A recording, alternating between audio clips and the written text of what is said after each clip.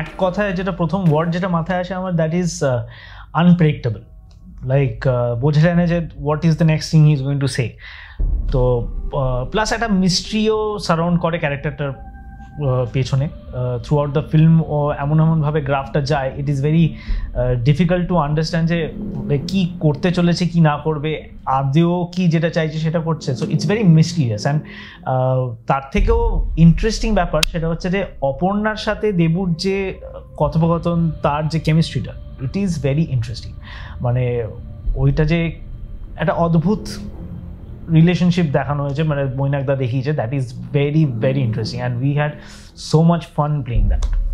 Well, very challenging, নিশ্চয়ই challenging.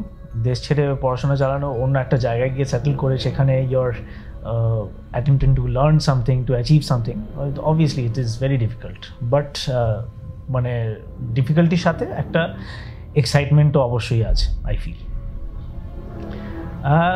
না, Aryan, definitely Aryan. Debu অত সাহসী না, সাহসী নয় ঠিক বলবো না, দেবু অনেকটা সাবধানী।